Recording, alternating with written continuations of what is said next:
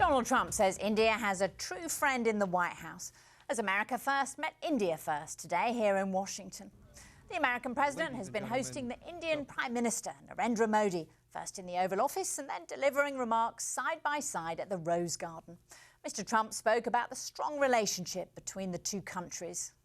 Not many people know it, but both American and the Indian constitutions begin with the same three very beautiful words: we the people. The Prime Minister and I both understand the crucial importance of those words, which helps to form the foundation of cooperation between our two countries. Relations between countries are strongest when they are devoted to the interests of the people we serve. And after our meetings today, I will say that the relationship between India and the United States has never been stronger, has never been better. President Trump there. For more on their discussions, I'm joined now by my colleague Brajesh Upadhyay. So, Brajesh, I was very struck that President Trump said that he and Prime Minister Modi are both world leaders in social media. Do you think they're developing the personal chemistry that Indian officials hoped they would? It's early days, but so far it's gone pretty well as far as they're concerned. President Trump, when he was candidate Trump, then he had said that under Trump administration, India will have a best friend in the White House, and he reiterated that, so that would have gone down well here.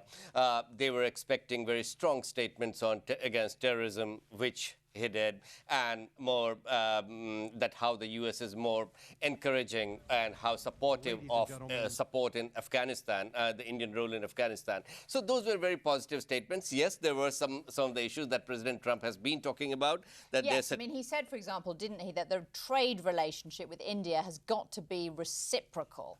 What will Prime Minister Modi think of that? Will he worry that that means protectionist measures are coming his way?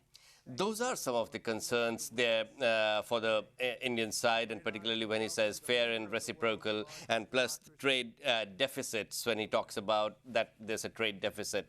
And Indians have been discussing this for some time, that how to overcome those issues. There are problems where Indians will not really go forward because it's against their interest, but how to marry Make in India and America First together, they have been working on those things. And when President Trump said that Air India has ordered 100 new aircrafts from us, so that's great. So I would say that they would think that, okay, it's kind of progress. But what about the difficulties in the relationship? India is a strong supporter of the Paris Climate Change Accord. President Trump has pulled the US out, and he's also implied that the Indians only stayed in it because they got bribes in hundreds of millions of dollars of foreign aid. That can't have gone down well, can it, in New Delhi? That's absolutely right. Of course, they did not want to raise that bit of rancor here while they were in D.C. But India has restated that they are going to stay in the Paris Accord, irrespective of whether the U.S. is going to be in it or not.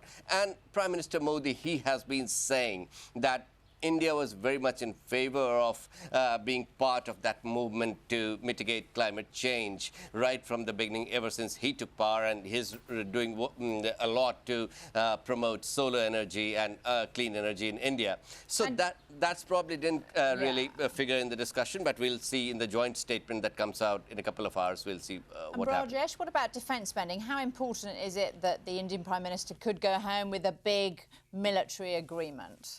This was, again, on expected lines, particularly the sale of the aircraft while I was talking to a few officials. What did not obviously happen, the announcement of the sale of drones during this press conference, if you can say so. But there's also a possibility that since the Congress wasn't notified about it, so that's why they didn't go ahead with it. Brajesh Upadhyay, thank you so much for joining us. Well, the visit by Prime Minister Modi has been captured by hundreds of photographers.